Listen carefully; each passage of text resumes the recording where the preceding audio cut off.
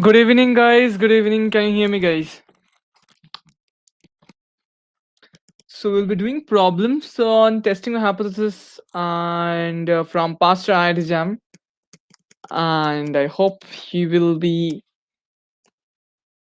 are equipped with the corresponding. Hello, Shavya. You'll be equipped with the corresponding problem-solving knowledge, so that we can hi Hemant, hi Debarko, so that we can be on the same page before discussing the problem. Yeah. Good evening, all of you.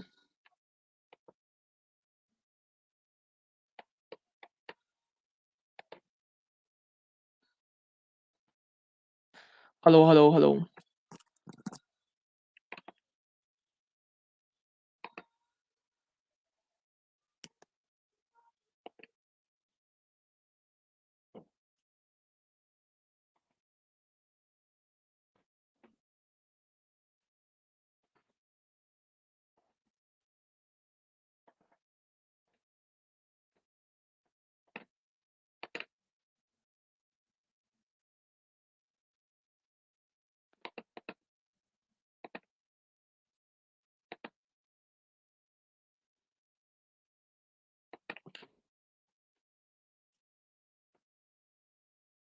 Can you hear me, guys?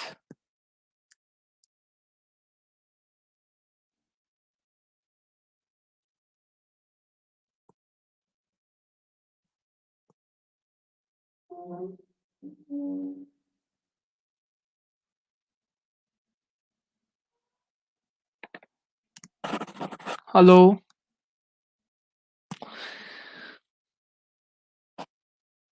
Okay, so fine. So this is a problem from 2019, I guess, and it's based on like let's do this. I hope you remember all these things. So let's revise what we have in testing hypothesis. Just a minute. Testing hypothesis. We have the basic idea. Basic ideas. Okay. So basic ideas is what is rejection region. Okay. What is type 1 error? What is type 2 error? We have done this. Okay, and we have done that. What is the main idea behind what is the main idea behind this? So we have done power. Okay, and we have seen that among many powers we have what is the idea behind the maximum most powerful test. And for most powerful test, MP test, we have seen we have done likelihood ratio test, and we have done Neyman Pearson lemma. Okay, these are the basic things we have done. Okay, hello Raj. These are basic things we have done till now, and we will see that these are essentially applying everything over here. Okay, essentially the same thing which we are applying. Okay, so let's focus on this problem. This problem is from 2019 ka IIT Jam. We have done 2020 last year, last day, I guess. So this is 2021. Okay, and let's see. So first of all, it's a 30th problem. X and x1 x2 xn are a random sample, and it's from the probability distribution theta into 1 minus x theta theta to the power 1 x to the power theta minus 1. Okay, so where it's x is between 0 and 1 and theta is greater than 0 and 0 otherwise. Okay, so how do you test between with theta is equal to 1 versus theta greater than 1? So we test by Neyman Pearson lemma, right? We test by Neyman Pearson lemma. So what does it say? What's the natural idea over here? The natural idea is the following, that so I hope all of you remember Neyman Pearson lemma. So Neyman Pearson lemma this, that the likelihood, or let's say f of h naught, under h naught जो like density होगा, okay, so that f of x1, rather I should write the likelihood. Okay,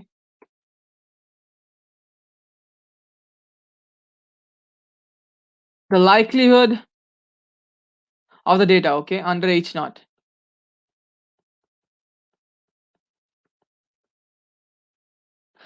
Let me write in a good better format.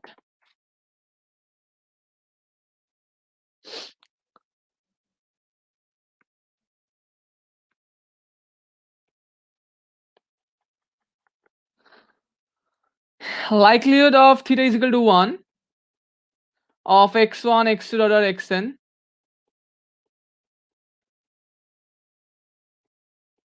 by likelihood of theta greater than 1. Okay, so in that case, what do we do, what do we do? We essentially test the same thing. Do you know what do we do over here? What is a theta less than 1 over here? Like here we don't have theta is equal to 1, right? So what do we do here? So for it's not theta equal to 1, what do we do over this? Can someone tell me? Is theta greater than 1? What do we do in this case?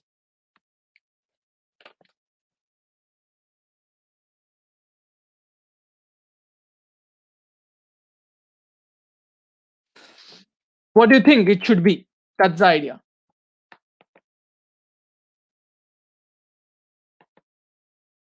So we know that for theta is equal to theta naught versus theta greater equal to theta 1, okay, versus theta equal to theta 1, we do this corresponding, yeah, we do this likelihood ratio test, okay. Okay, for theta is equal to theta 1 versus theta is equal to theta no theta is equal to theta naught versus theta is equal to theta 1, we do the Neyman-Pearson lemma, right? But it's like a simple hypothesis. What do we do for a complex hypothesis? That's the question. What do you think we should do for a complex hypothesis?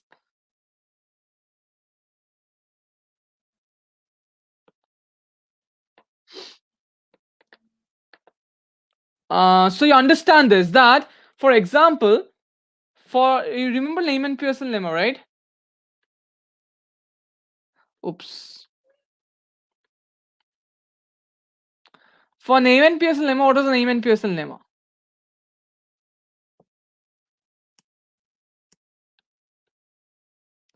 It tells you that for theta is equal to theta naught versus theta is equal to theta 1, we test what?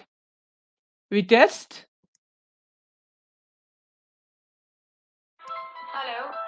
we test f of theta naught versus f of theta 1, and it's we test the less than equal to c, okay? That's what we test. We use MLE. Perfect. For complex hypothesis, we use MLE. We apply LRT. So can someone like tell the like tell the entire result in a compact form? How do we how do we sort of put it in a very compact form? Rebargo, Pawan, what's your idea?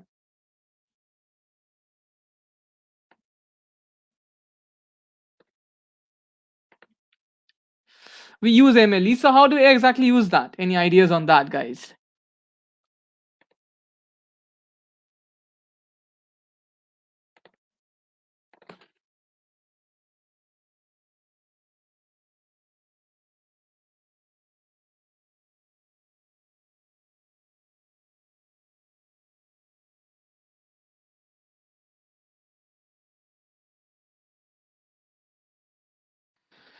Yeah.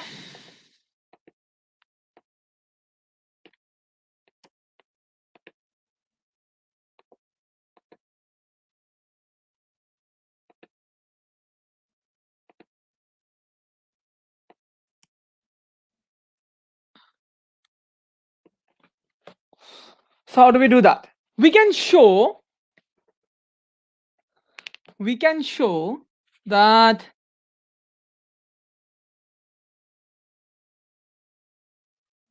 see, understand what is the problem over here. The theta 1 is not unique, right?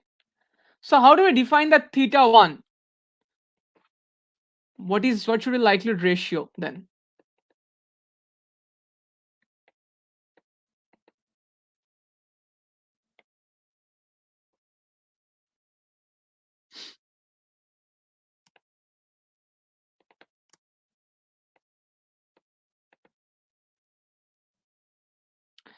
Ha.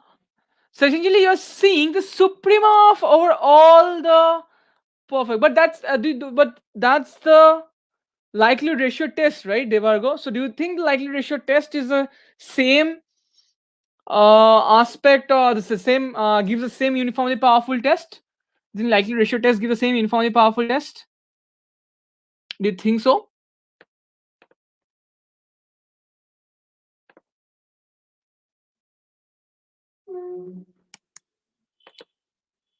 So what we have seen that for, yeah, we have understood very carefully that for simple hypothesis theta equal to theta naught versus theta equal to theta 1, we have seen Neyman Pearson lemma gives a perfect idea of the how to get the uniform most like most powerful test. So how can we extend that? The question is how can we extend that naturally in our mindset to give rise to the uniformly most powerful test among all the theta parameters in the H1. That's the idea. That's my idea. Okay, that's my question rather to you all.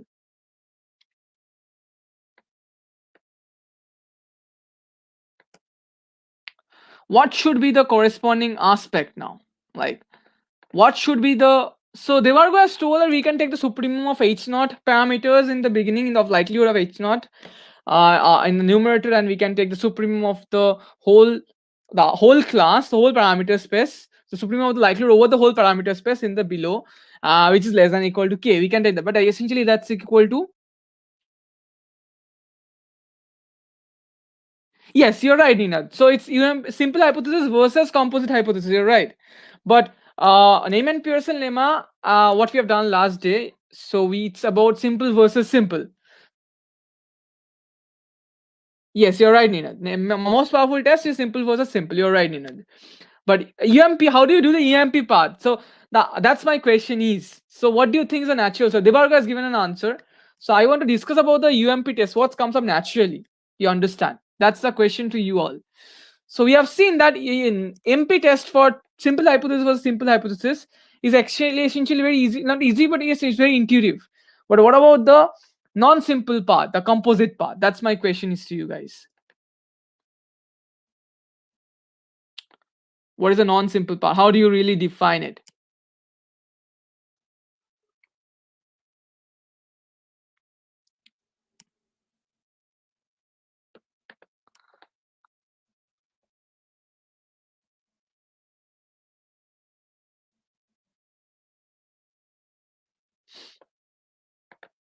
So rather, my question is that how do you define that? Like, so what you know in likelihood ratio test is the following: is that we have this one where we do what? Where we do what? Supremum of L of data x1 dot xn. Let's call it x curl, comma theta. Supremum over theta in h naught. Okay, the parameter, the null hypothesis parameters. Then below we are taking the supremum of the whole parameter space. Okay, sort of. So do you think this really works? This gives us a uniformly most UMP rather. That's my question. Do you think it's gives us the UMP?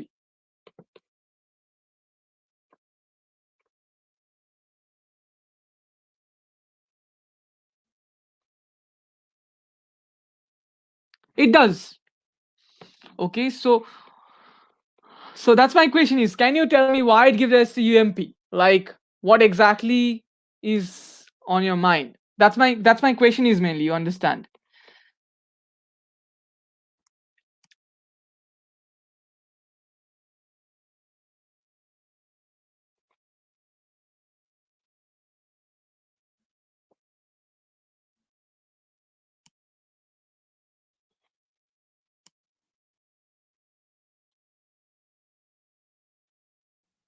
Are you getting me, guys? Debargo. So Ninad, Pawan, Raj, Shavya, Hemant, are you understanding, guys? Any doubts do you have on your mind?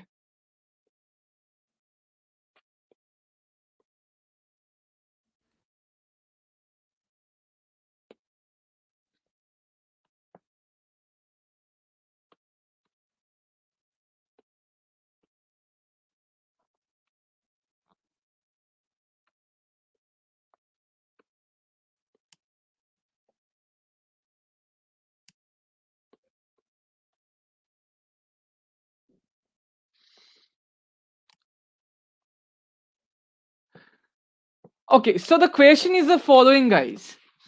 The question is that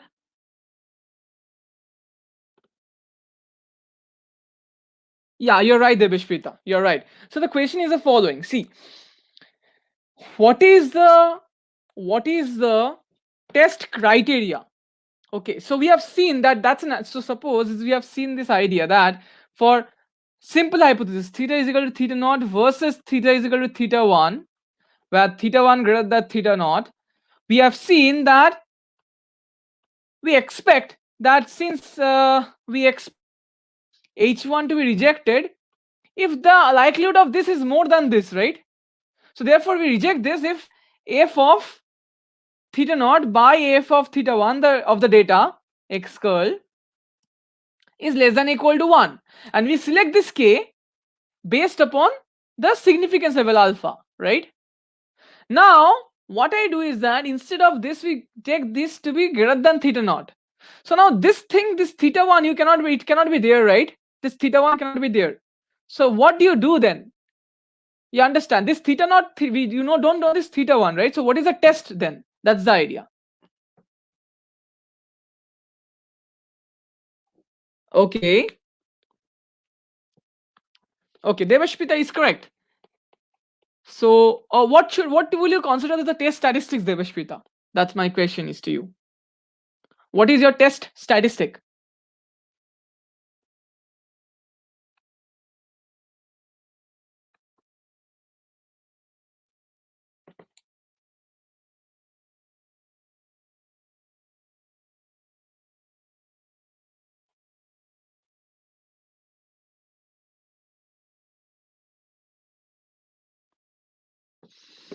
Okay, the sufficient test statistics.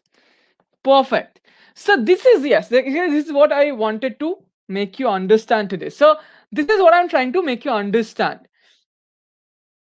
Right, perfect. So this is where we will sort of converge to the ideas of the estimation theory part that you are learning from Shohom, and the testing hypothesis part where it's naturally coming up soon. Okay, it's naturally coming up in the ideas of testing hypothesis part. Okay, so we'll see the connection between these two now. Okay, so let's move ahead to see that how to essentially understand the theory, how to find this new ideas of like implementing this from going from the aspect of simple hypothesis to the complex hypothesis. But Debashpit is totally correct. Okay, let's understand this very carefully. Yes. So first of all, so first of all, let's write down the Neyman-Pearson lemma. Okay, let's write down the Neyman-Pearson lemma for the basic aspects of simple hypothesis. Okay, and we will sort of like extend it to the complex hypothesis part. Okay, so for simple hypothesis it's just the following. What is a statement? The statement is that suppose we are testing h naught for theta is equal to theta naught versus theta is equal to theta 1, where let's say theta 1 greater than theta naught. Okay, so if we do this, what we are getting is that by Neyman-Pearson lemma we have the following, that if theta 1 of the data by if theta naught of the data, sorry, if theta naught by x theta 1, if it's less than equal to k, okay, if it's less than equal to k, what we do, guys? What we do, guys? Debargo, Raj, Shavya.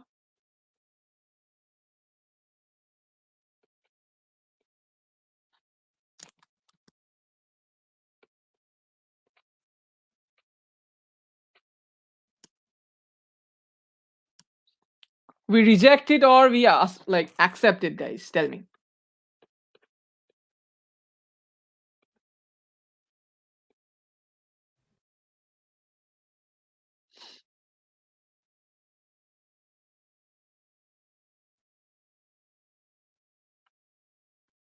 Hemant, what do you think? We reject it. Perfect. We reject it.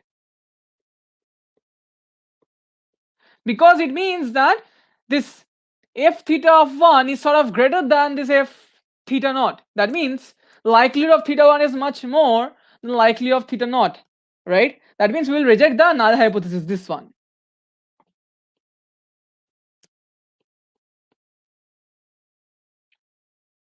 Okay.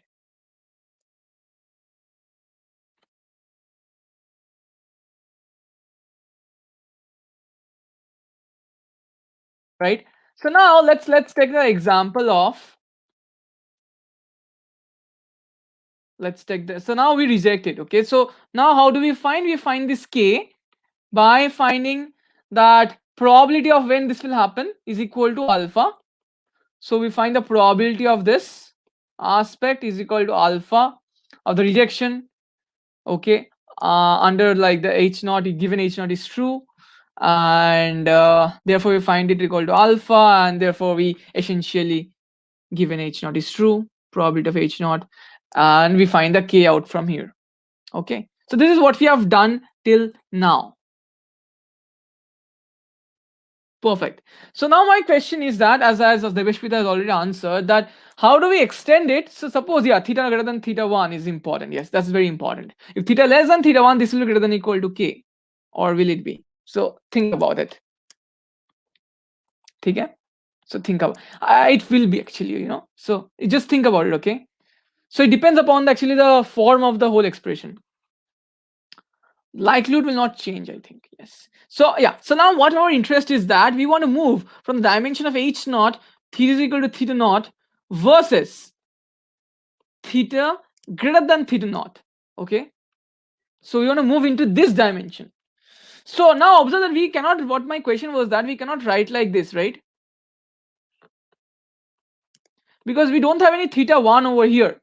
So what do we do? That's my question is.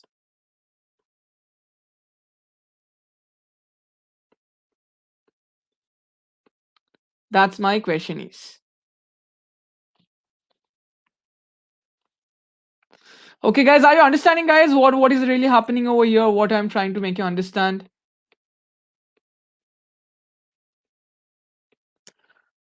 We cannot really use this idea, right? So we will find something that sort of give you an idea about how we do this in general. Okay, right, Debeshpita? So how will you explain, or if you're here, I think, if not, what ideas do you have? So suppose, let's take an example. Okay, let's take an example. So I think we should understand this by taking examples. Let's take normal. Okay, let's say x1 x2 xn follows normal. Normal, say mu comma 1. Okay, so we want to test mu is equal to mu naught versus mu greater than mu naught. Okay, so if we do this, then what will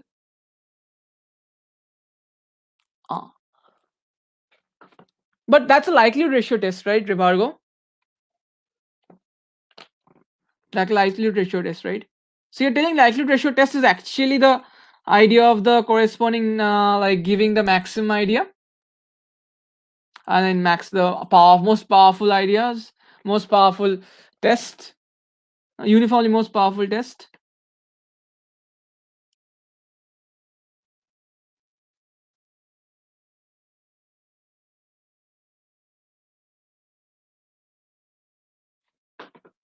So let's sort of see this derivative over here. Let's sort of see this derivative. So we have done mu is equal to mu naught versus mu greater than mu naught, right? So we'll see these two likelihoods. Okay, let's see these two likelihoods.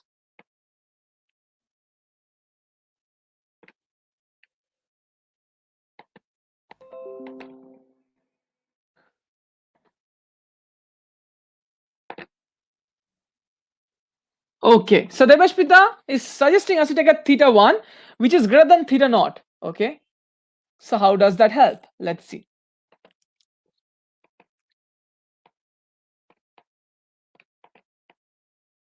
So she is asking us to do exactly the same test. Or so there are two aspects, Devashpita. So I just want you to, like, since you know about this, so there are two views over this. Okay, guys. One view is that we take the theta naught, h naught, like the likelihood ratio one. Another aspect that Devashpita is telling that we take a theta one, which is greater than theta naught. So are these two things same, Devashpita? What do you think? And others? So understand there are two school of thoughts now. That's why I made it live to all the people over here. So how do you essentially find this out now? So do you think that um this is like, so yes, let's think about it. So essentially what Devashpita is trying to make you understand is that suppose you do the test assuming theta is equal to theta 1. Okay. So let's try to understand this very carefully. Let's try to do this test assuming theta is equal to theta 1. Okay. So let's try to find the likelihood. So let's try to find the likelihood. Okay. If you find the likelihood and if you observe this very, that LW of the this with the mu is equal to mu naught. LW is this. Okay. And with mu greater than equal to mu naught. Okay, we have not taken any supremum over here. Essentially, it's terms of mu only. Okay, it's this.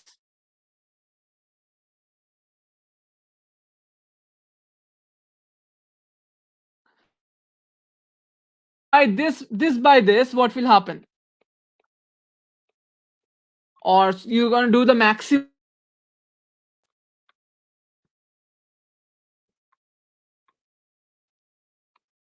So there are two school of thoughts: LW by supremum over of L, where the parameters mu is in this, right? That this is the likelihood ratio lambda x.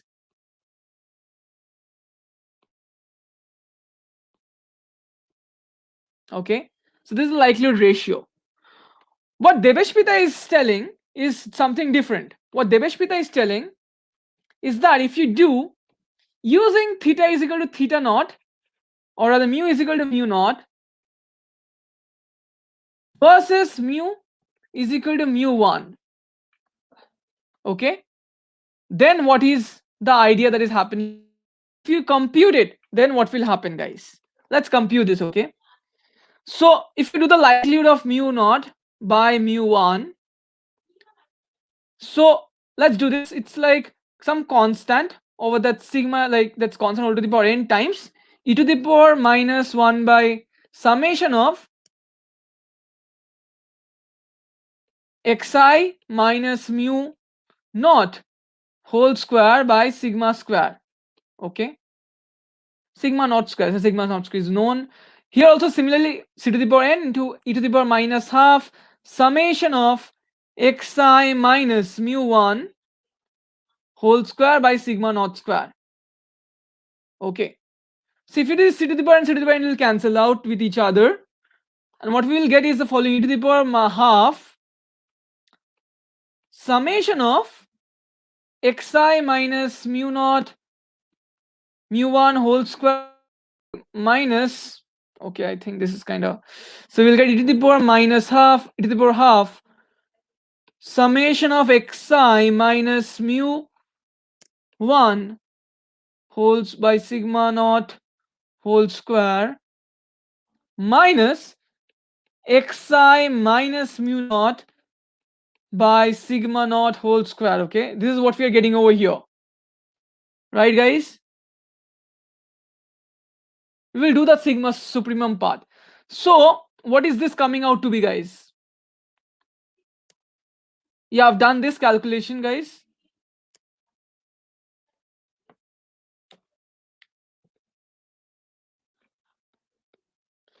You've done this calculation. So when do we reject this? When do we reject this? We reject this when e to the power half. Okay, let's calculate this. You get summation of xi minus xi square plus sigma. So we get this sort of, let's see this, calculate this, xi square plus mu 1 square minus twice xi mu 1. Okay, by sigma naught square. So xi square will be getting cancelled, minus mu naught square plus twice xi mu naught. Okay, this is coming out. It's e to the power half.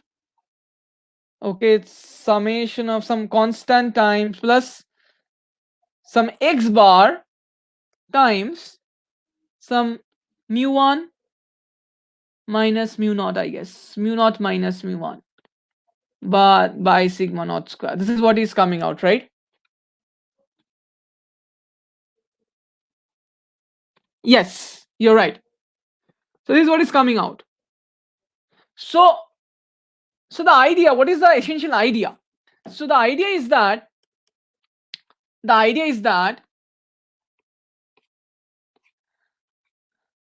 what will happen over in this is essentially dependent on is x bar. See, this x bar is the main idea. So it will turn out that this test is same as testing that x bar, okay, is greater than something. Okay, this will turn out to be. We will reject this when x bar is greater than something. You understand? So this is what it turns out to be. It turned out to be rather. Because this will be less than equal to something and mu1 is greater than mu naught. So x bar will be greater than equal to something. But it is dependent upon this mu1 and mu naught, right? Can we avoid that? That's the question. Can we avoid that? Right? Can we avoid that? Guys, tell me.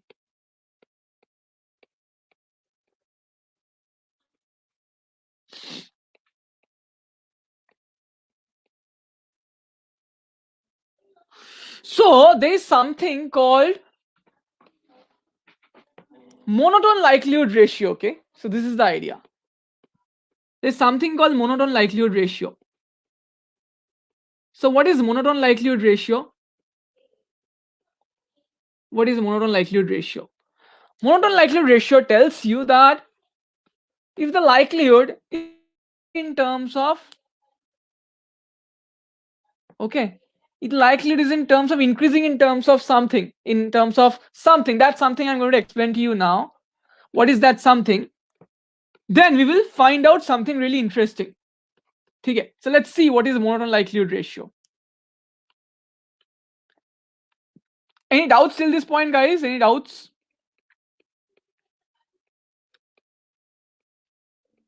Any doubts till this point?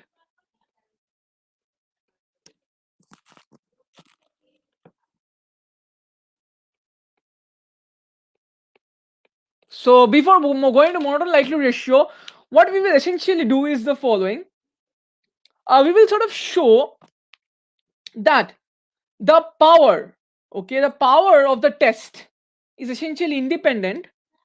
Okay, essentially the power of the test is independent of mu1. Okay, so we will see this how. So observe this very carefully. So we are rejecting this x bar greater than this. So let's compute the power of the test. Okay, so beta, so you will see this k will turn out, so this k will turn out to be this thing. So essentially this is rejected in this format. Okay, let's see this. So the rejection area is this. Okay, where the alpha level of significance we reject like this. If you calculate this, it will turn out to be rejection is this. Okay, follow this very carefully. Observe the rejection region is independent of mu. It's independent of mu. Okay, sorry, mu1. That is the, you understand, this is independent of mu1. That is, it's independent of the h1. So therefore h1 greater, so mu1 is greater than actually mu naught. You understand? It's independent of mu1, right? So therefore if you take any mu1, this is the most powerful test, right? For mu1 no greater than mu1, any mu1, this is the most powerful test, MP test, right? Now observe this. if you take any mu1 now, this is also the most powerful test. Therefore, whatever mu1 you take, it is the most powerful test. So therefore, it is the most powerful test for mu is equal to mu naught versus h naught, h1 के लिए mu1 greater than mu naught, mu greater than mu naught. Okay, all of you understood this idea, guys? So I'm just doing it for normal. I'm not doing it for general. Okay, it's very important to understand. I'm doing it for normal.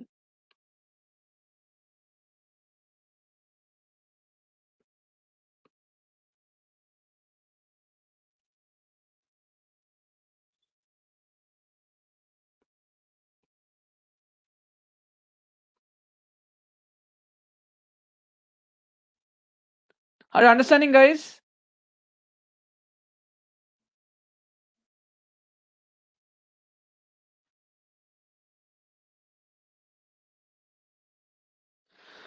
So observe this very carefully. If you just compute this, guys, if you just compute this, you will see essentially that this mu1 minus mu, this is actually this will contain mu1 minus mu naught, and this will essentially be independent of all the stuff over there. Okay, so you will, if you compute this, it will turn out that z x bar minus mu naught by mu naught sigma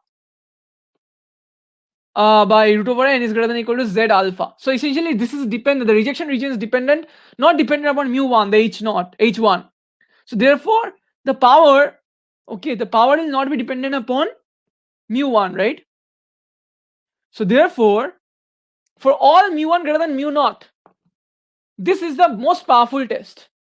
So therefore for h1 greater than, for h1 this thing, for h1 essentially this is actually most powerful for all mu1 greater than mu naught. So therefore this hypothesis के लिए this is the most powerful. Therefore for all mu1 greater than mu naught, that is, it's the UMP among this test.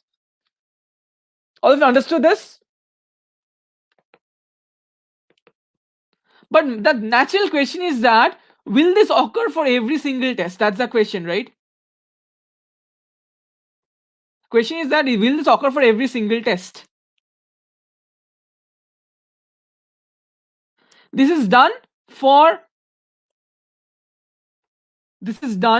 normal, but will this occur for every single, which, like, rather this will this occur for every single one?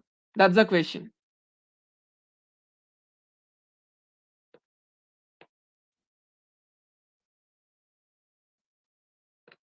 What do you think, guys?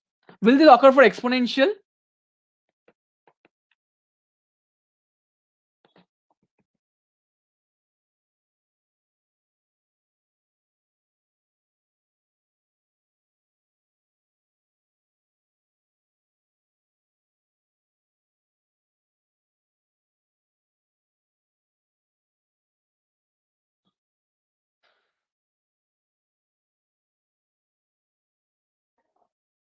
Yeah, what do you what ideas do you have in your mind?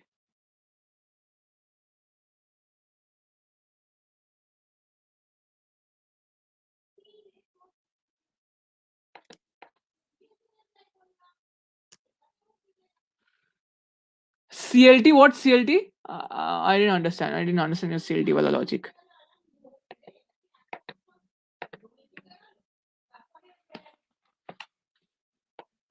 What are you asking? Like, I'm not really getting you.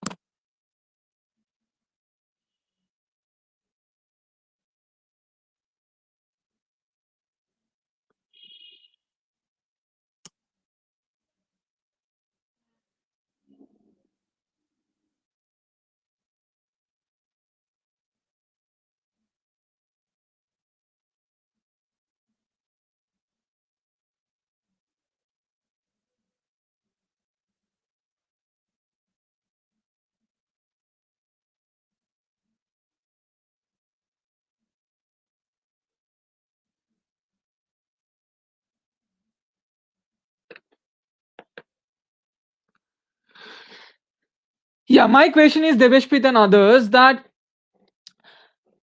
for normal we have seen that this mu is equal to mu naught versus mu1 greater than mu naught, this is really working. Okay, because the test statistic is independent of mu1. The question is that for which distributions this will happen. For example, will this happen for this distribution given in the question in IIT JAM? How do we find it out? That's the question. It's a one-sided hypothesis, right? So does Neyman-Pearson lemma tell about the same thing too? That's my question. No, we are not doing here, Hemant, the CLT. It's like exact test we are doing. We are not doing large sample test. Okay, we are not approximating a test by anything. We are doing exact tests. So my question is that, so we are doing it in this format, guys. So my question is the following. So we have done tests like this. It's very important to understand. Okay, let's say theta greater than theta 1. Theta 1 greater than theta naught. This is the first type of test we are doing. Second type of test, or there is another type of test that is essentially this is done by Neyman-Pearson lemma. It's like f of naught, f of x. So Neyman-Pearson lemma tells this, that like one follows the distribution f naught, another follows the distribution f1. Okay, so Neyman-Pearson lemma generalizes this. If so, this is done by Neyman-Pearson lemma. So let's say h naught is that f is equal to f naught. That is, the distribution is f naught versus h1 is distribution is f1. Okay, then it is done by like then it is, this is essentially given by NP lemma. Okay, Neyman-Pearson lemma. Now my question is that theta is equal to theta naught versus theta now 1, theta is equal to theta greater than theta naught. Okay, the third one we will doing theta is less than equal to theta naught versus theta greater than theta naught. So we will doing these three type of tests. Okay, so my question is that who answers this? Does Neyman-Pearson lemma answers this or not? That's my question is that.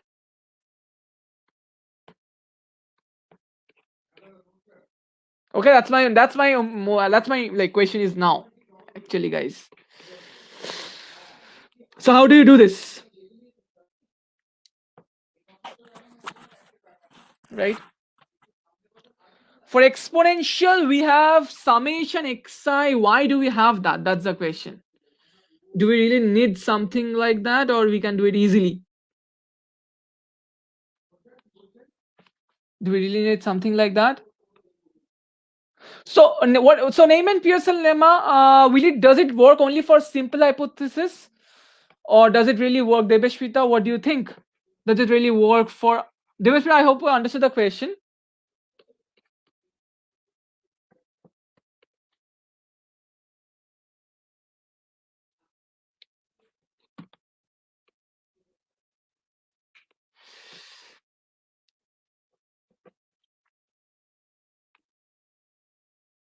So Devashpita, yeah. So Devashpita was telling about a case where she is taking theta 1 and then she is doing. What do you think? So can you explain that method to your friends?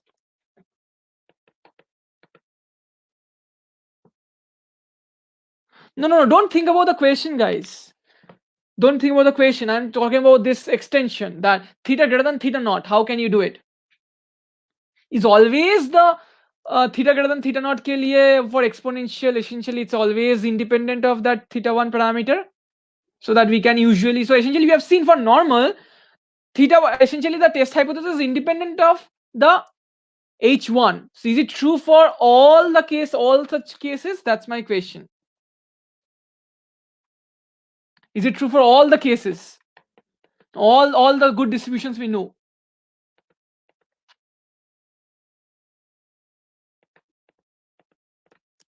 Think about it for a few minutes, guys.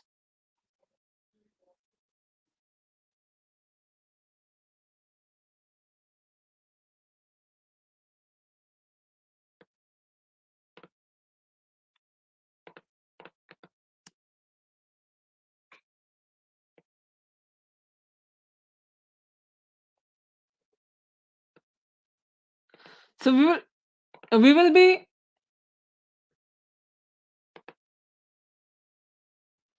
Okay, so okay, perfect.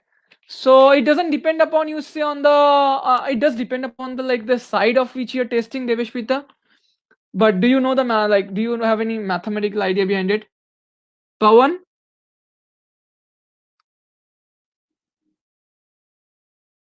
Okay, so Debargo is telling Neyman Pearson lemma is applicable for simple versus simple. Okay, it's not applicable for.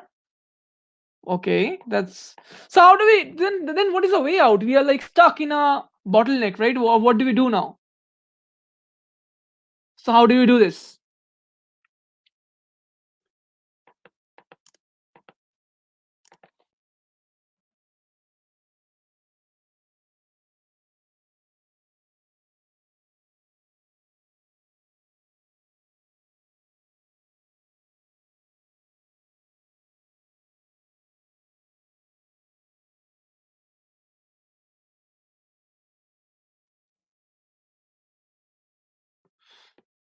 Okay, that's the idea. We can find the most significant region. But see, if it's independent of theta one, then we can do the same thing, right? Does there exist a result where it's independent of theta one? Or like, do you guess that thing where it's independent of theta one?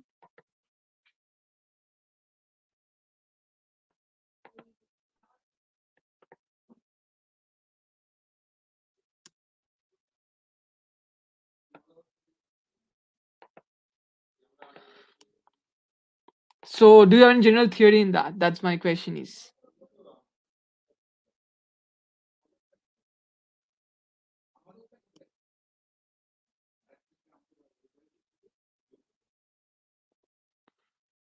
So the Neyman Pearson lemma is actually among it's actually tells that the likelihood ratio test is the most powerful among all the possible, like, it's for a simple versus simple hypothesis. Okay, Neyman Pearson lemma tells, but for the rest it doesn't tell. Okay, or does it?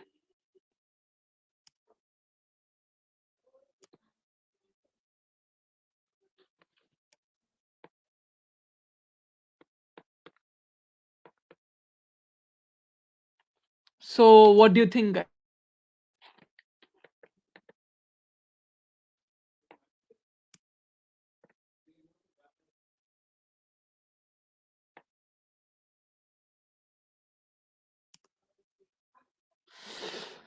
Yeah, any ideas, guys?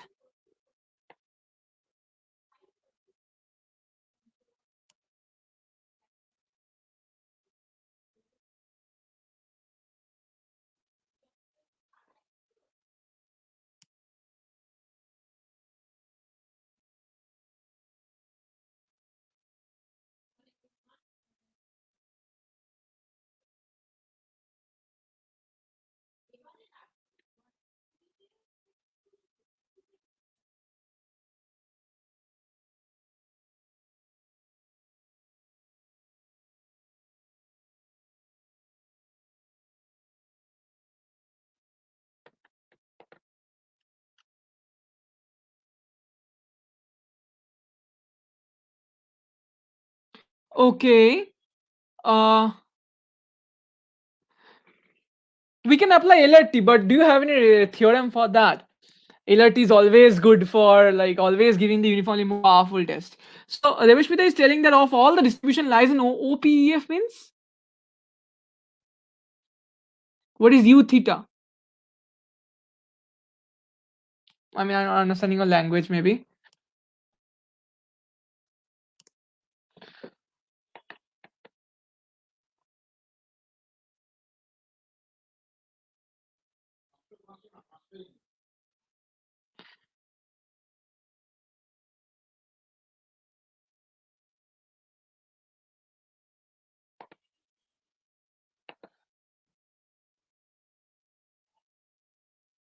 So what do you think? Can you tell me, the Revishmita? Okay, okay, one parameter exponential family. Okay, okay, okay. Yeah, you're right. So one for one parameter exponential always hold. For normal is a two parameter exponential family for both the unknowns, so it will not hold there. So that's the idea.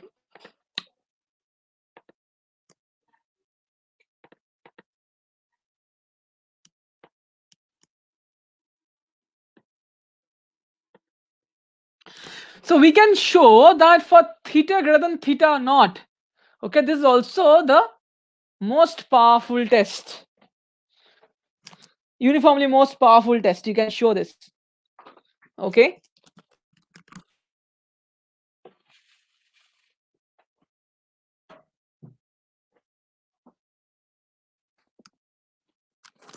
So for theta greater than theta naught, it's also the most uniformly powerful UMP. Okay, and that's why if you will see that sort of sufficient statistics somehow comes up suddenly in this whole aspect. So how does it come up?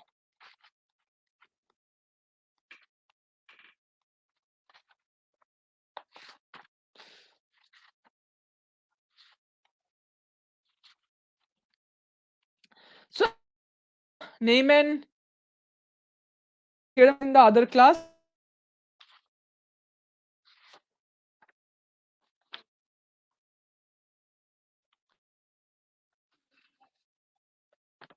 Have you done Neyman Pearson lemma about the other in the other class?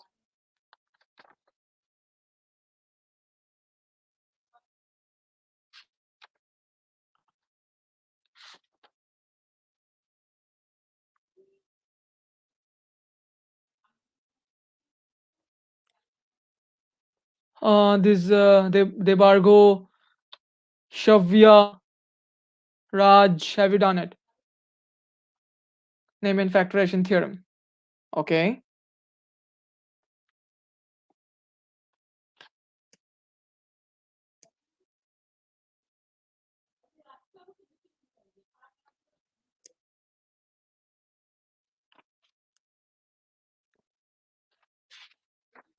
Is Shavya over here, guys?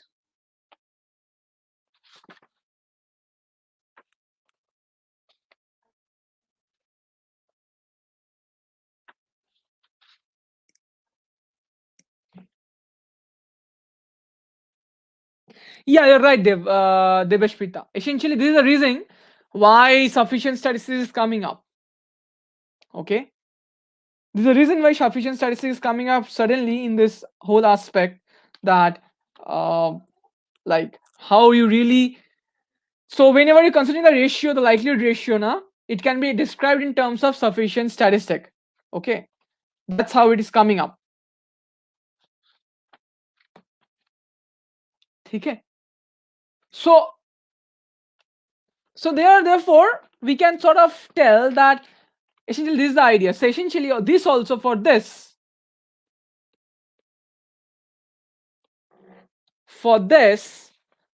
this test will actually work out. So what Devashpita told is essentially correct. So you can assume that theta is equal to theta 1 versus theta is equal to theta 1. You find out the test and that will turn out to be the UMP for this test also. Okay. So it comes with a corollary of Neyman-Pearson lemma. That's what I was trying to show you. This requires something called maximum likelihood ratio and it requires sufficient statistics somehow. So therefore the test for this is essentially the test for this. Okay guys, so this is the result.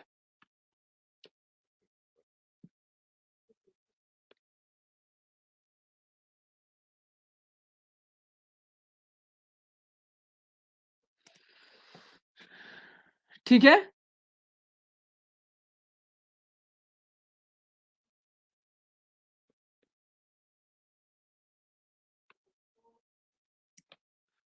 So let's try to apply this result to this problem.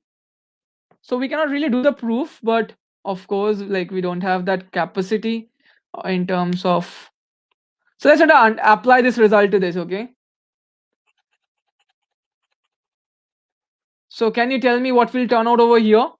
Let's do L1 versus L2. So let's assume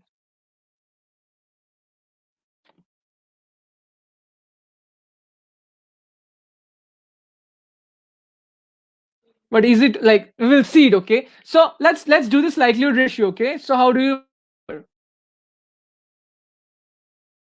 so see, Debeshwit, if you really try to find out the sufficient statistics of this, it's really not easy to do, okay?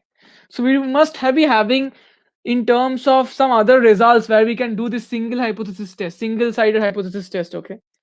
So sufficient studies is not a way out. So name and Pearson lemma therefore comes to the survival. But what do you take? What do you take theta over here?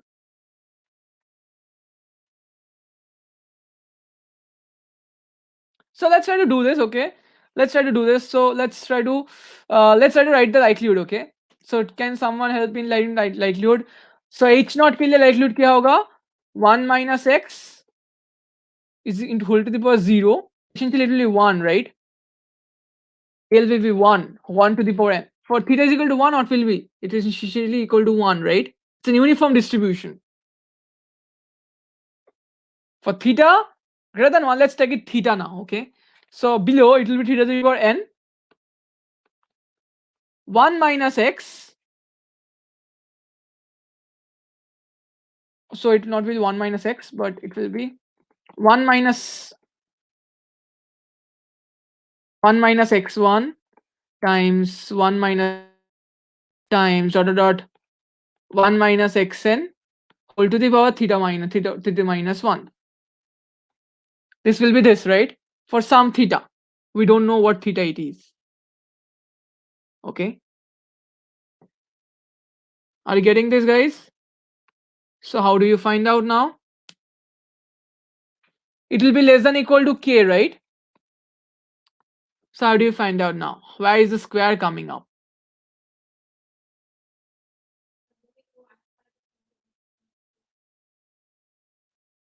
So let's do the log of this.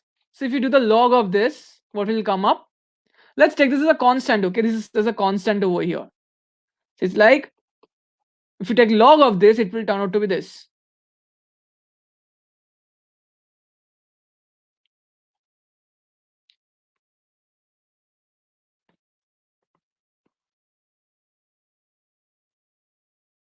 Minus 1 minus log x, theta will come beforehand, okay?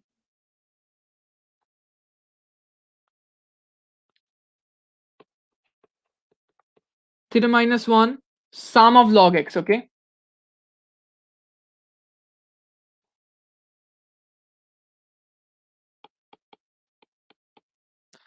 This will come up. But where is the whole square coming up, guys? Can someone tell me? Where is the whole square coming up?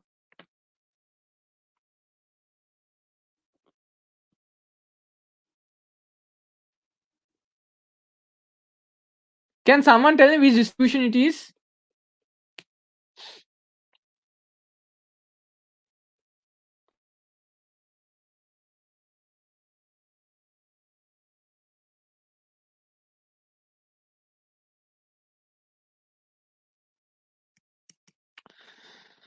Can someone tell me which distribution it is? Yes, tell me. It's actually beta distribution, beta 1 comma theta, right? It's actually beta 1 comma theta, right?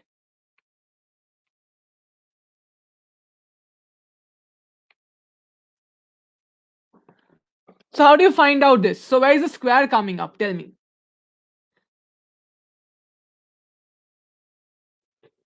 Where is the chi-square coming up?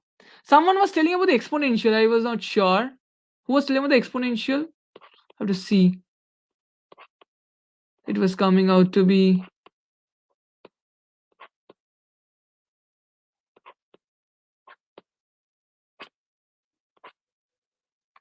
Yeah.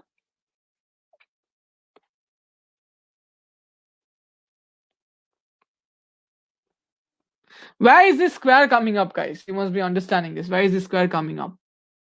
Which result you are really using?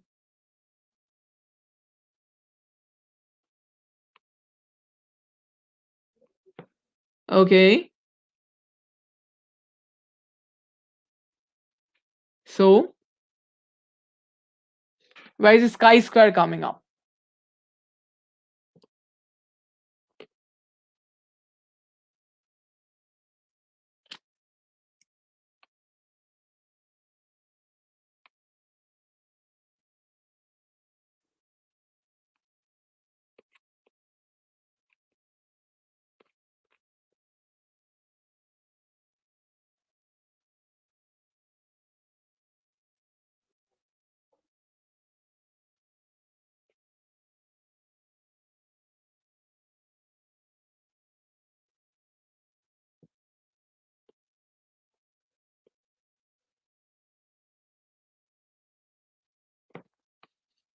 Or do you want to need to do something complex out here?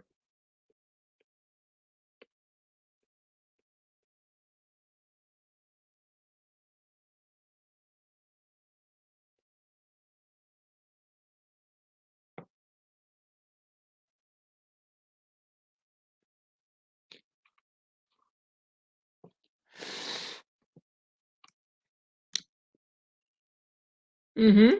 If you take summation is that okay? Let's take it then.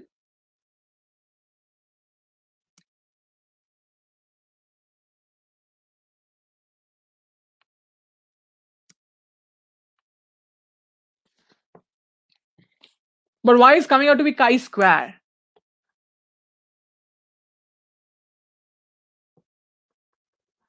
That's the question. What relationship does beta has to chi square?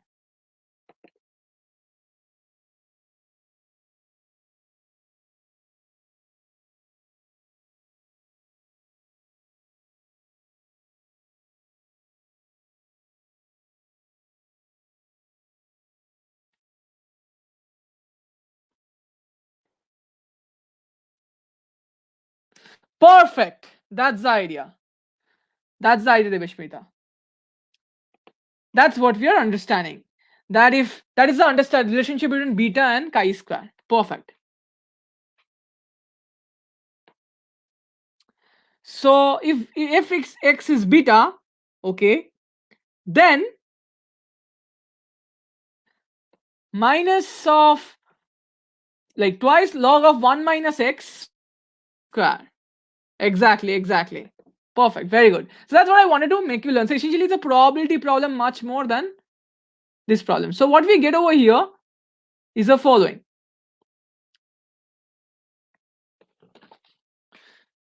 That twice log 1 minus x, if x is follow beta, beta what? Tell me. Beta what?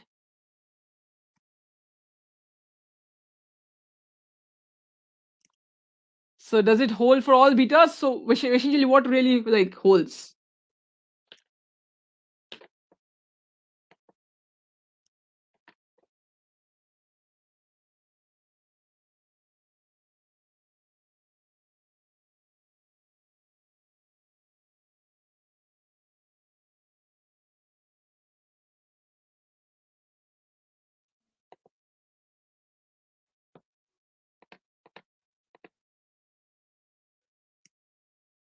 What really holds? Tell me.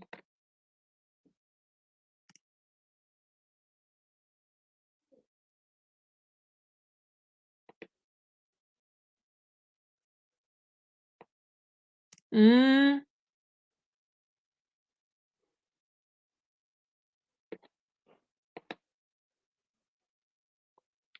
yes. So like what is the result? So do you think it's holding for all beta? Minus log 1 minus x. So what is x? 1 comma theta के लिए it will hold always chi square. What is the chi square then? So you must tell me telling the result properly, guys. Otherwise, it doesn't make sense.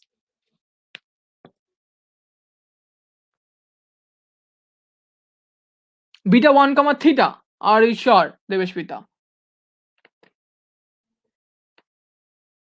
Are you sure, Devashmita? For beta 1 comma theta, it's going out to be chi square. Chi square what? You're telling this result very clearly, guys. Otherwise, it doesn't make sense. You must be understanding that. I can tell you this that for uniform distribution, minus twice log x follows beta follows like this. A beta distribution, okay, sorry, this chi square distribution, but does it hold for beta?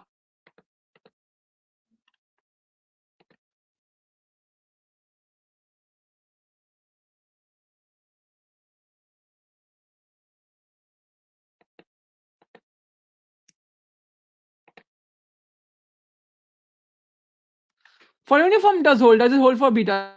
That's the question. How can you prove it? It's not easy to prove actually.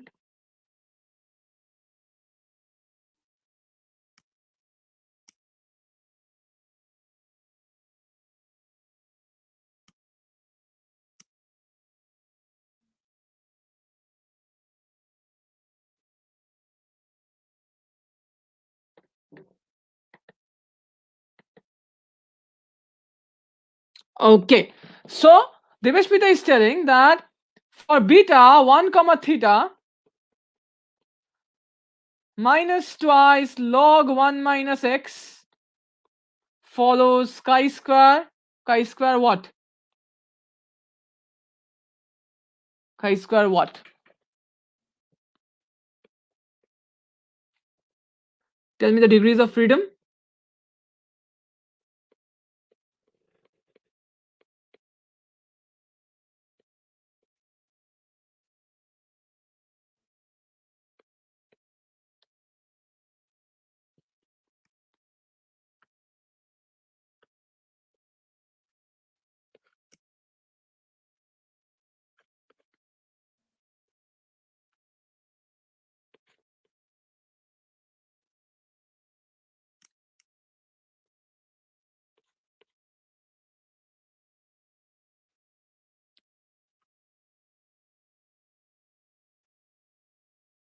Okay, so it's telling chi square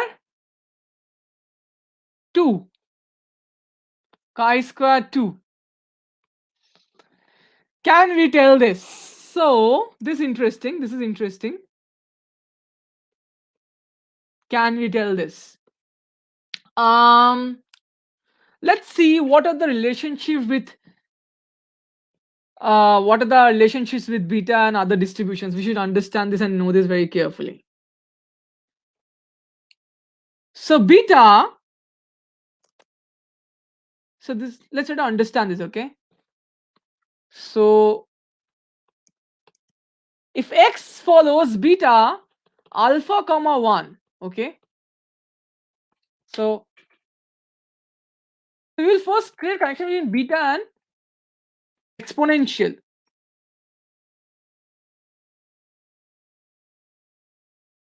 Okay, do you know relationship with beta and exponential and chi square, guys?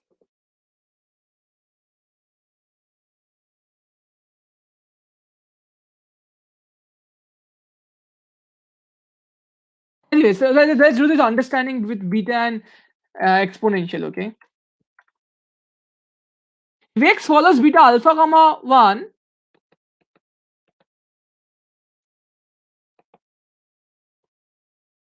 if x follows beta alpha comma 1, then exponential follows minus log x follows exponential alpha. Okay, so I'm just breaking it down so that you understand this very carefully. Okay, it's important to understand this very carefully. So whenever you're doing these results, always be clear about what you're doing. Okay, don't learn things, try to understand. If x follows beta alpha comma 1, then minus log x follows exponential alpha. Okay, so here beta x follows beta 1 comma theta. So minus log x, so 1 minus x follows what? Beta theta comma 1. Okay, therefore we can tell minus log of 1 minus x follows exponential theta. We can tell this. Okay, so now do you know relationship between exponential and chi square?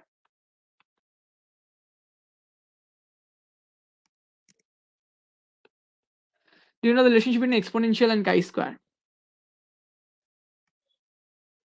Exponential, sum of exponential are the gamma and chi square tell. So generally what we are trying to understand, let's try to understand this very carefully now. Summation of minus log 1 minus x, twice log 1 minus x. So what is happening? Xi is what? It follows what? So let's do this thing. If this follows this, then minus this follows what? Minus twice ln 1 minus x follows what? Exponential what? These are very crucial. These are very crucial. Minus exponential follows what?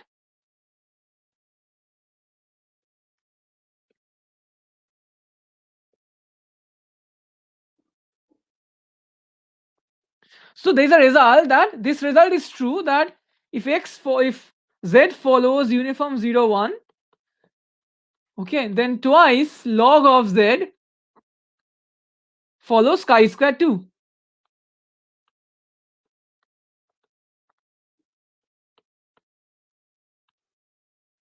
Okay, now I want to find the relationship with gamma and chi-square and gamma and exponential. Tell me.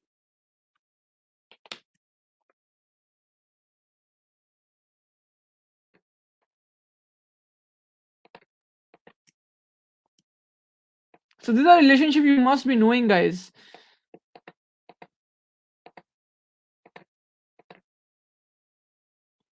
Perfect. 2 into the theta scale, right? You're right. So what are the properties? So if x follows exponential theta, then kx follows exponential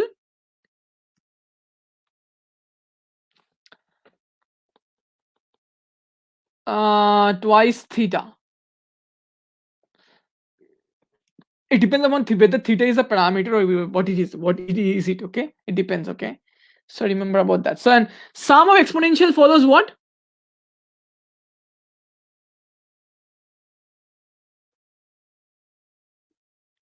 Sum of exponential follows sum of minus twice ln 1 minus xi will follow gamma n times 2 theta, n comma 2 theta. Okay, and what is how can you like connect gamma and like gamma and chi-square? Can you connect gamma and chi-square?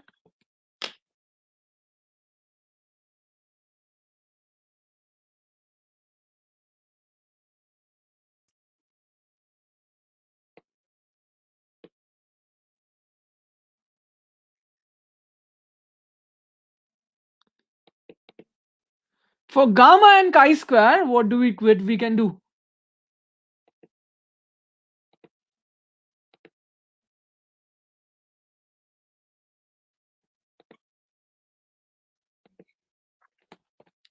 We need to have theta is equal to 1 over here, otherwise it will not hold. That is, there is a relationship between gamma this and exponential, okay, and chi-square. No relationship unless theta is equal to 1. So therefore we get essentially this relationship, the only uniform or relationship. Okay,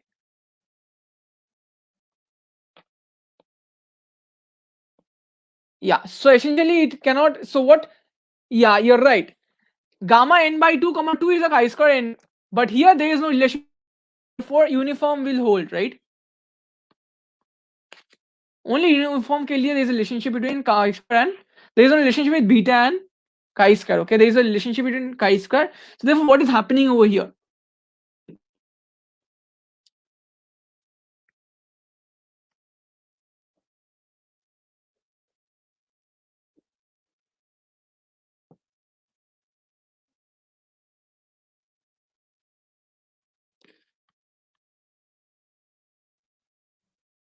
It's easy. See, under H naught we will be rejecting this, right?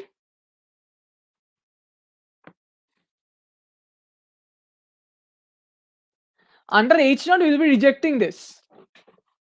So how we are getting this from the whole aspect? Let's go back to this problem again. So we have got Devesh Pita, I hope you understood. What you told was only correct for uniform, not beta. Okay.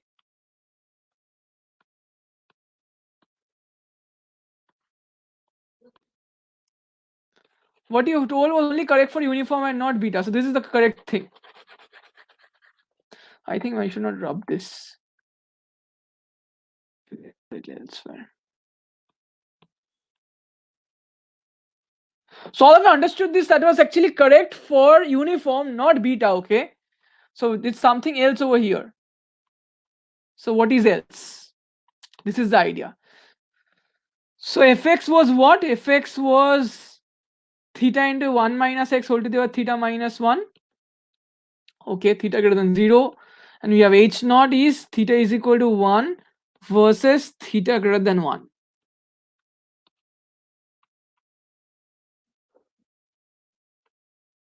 So we f of theta is equal to 1 by f of theta 1 is theta.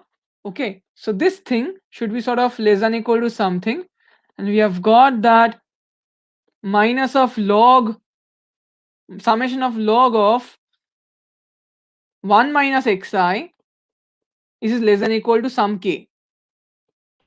This was the test statistic. Okay, now how do you find the test region? We need to find this k such that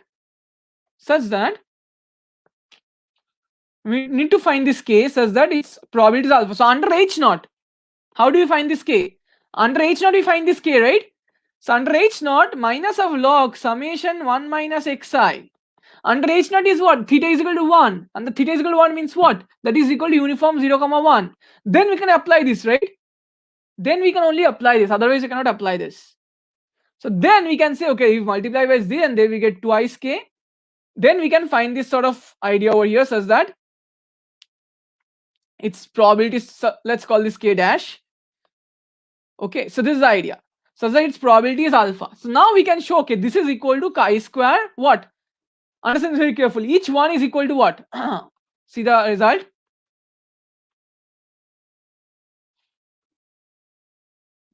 Each one is equal to twice of log of this. Each one is chi square 2. So therefore all of them are independent. So it will turn out to be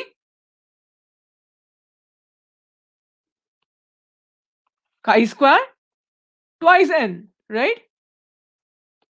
Is less than equal to k. And we want this probability to be alpha. So what we want that k dash must be equal to what?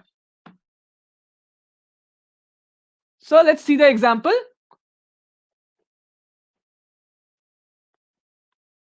So therefore we want that under h naught this must be equal to 1 minus alpha, right? So it must be equal to 1 minus alpha. All of you understood this? It's very easy, but it's very interesting. So chi square is this. You want this such that this less than equal to this is less than equal to alpha. That is, this is equal to 1 minus alpha. So therefore it's will 1 minus alpha. Or this one or this one? Tell me which one it will be. A or C? Did I did it correctly or did I do it wrong?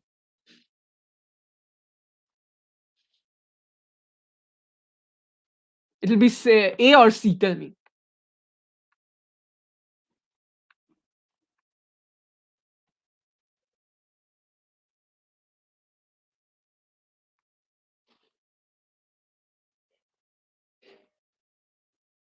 All of you understood it? What is there? So essentially we find out this not under general aspect but under h naught. Okay, it's very important to understand.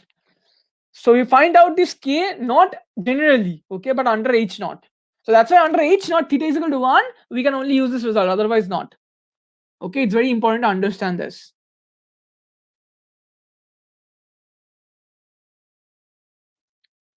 Okay guys, did you understand? Any doubts?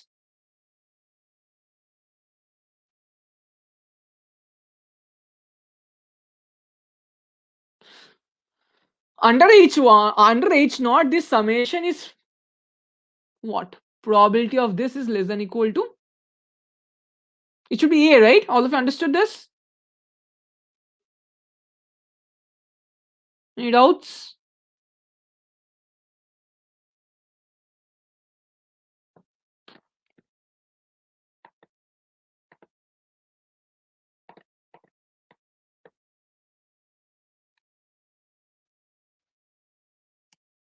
This is again name and Pearson's lemma. It's very easy.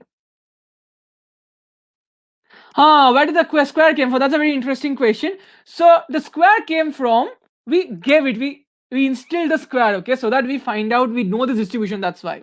We know this result, that's why we get in the square. The square didn't come out, but essentially it was less than equal to k. We multiplied 2 on both sides to make it k dash so that we get a well-known distribution. That's all, essentially all the ideas of all the proofs, okay. That's how we get all the distributions. Sure, so what do we get? We got the following, right? Let's try to understand this.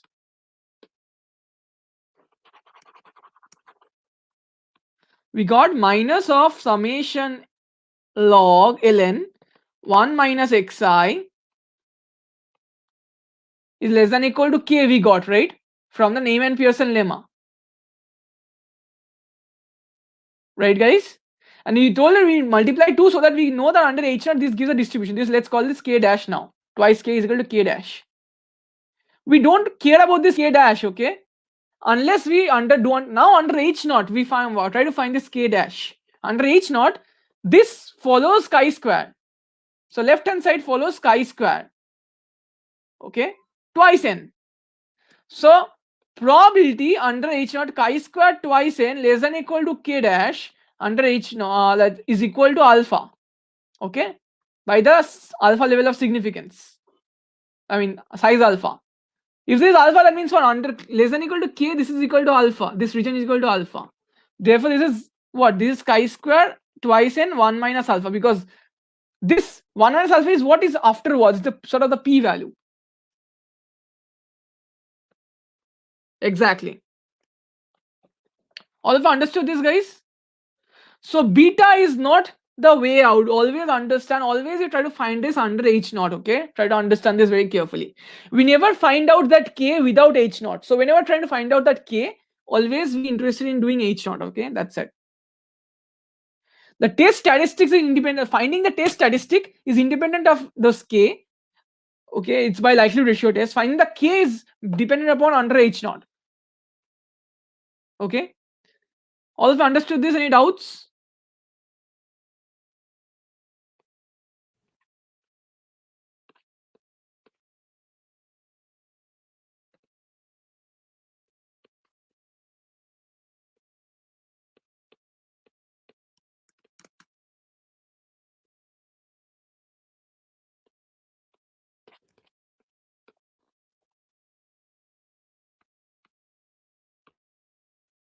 Okay.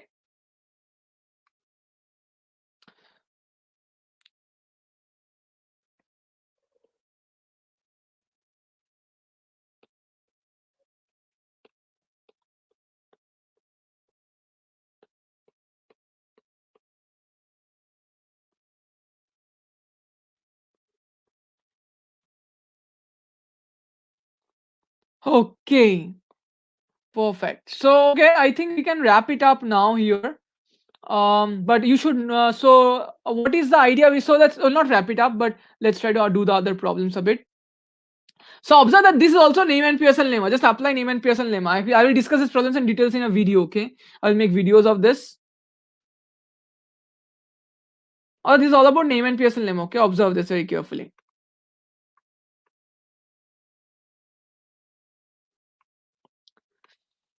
I'll make videos on this, and again, this observation is essentially Neyman Pearson lemma. So we don't need anything more than Neyman Pearson lemma. We need two type of tests: theta is equal to theta naught versus theta is equal to theta 1, or f is equal to f naught versus f is equal to f1, and naught versus theta greater than theta naught. Essentially, these both are Neyman Pearson lemma. We consider theta is equal to theta 1, and then we show that essentially like delete that theta part of the h1. Okay, that doesn't depend upon this. Okay, that's the idea. That is UMP. Okay, guys. And also this essentially try to find out this. Okay, try to find out all this together. We'll do this together next day again. So next day we will be doing a bit of confidence interval, this and problems. Okay, that's it. And similarly again here also testing again. See, okay, this is interesting. So this is general. This is a very specific test. So it's a normal distribution test. So you know for normal distribution test you know it's for both sided test. Okay. Now you know this. Now knowing this you can sort of do this. Well, like you can distribution you should be knowing that what is coming up. It's a both sided test it is, because that there the z the x bar is actually well distributed. It's normal. Okay, that's it. Okay, guys, any doubts? Otherwise we'll wrap up the class.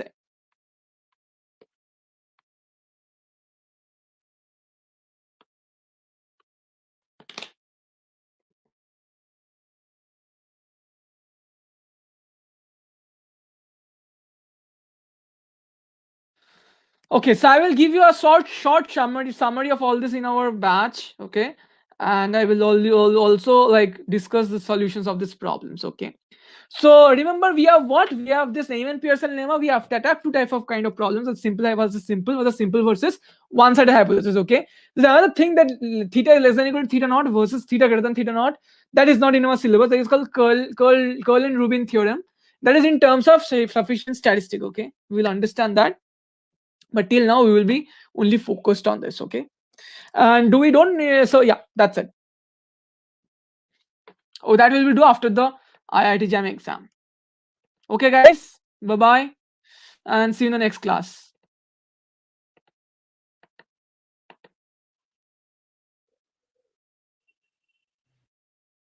Bye bye.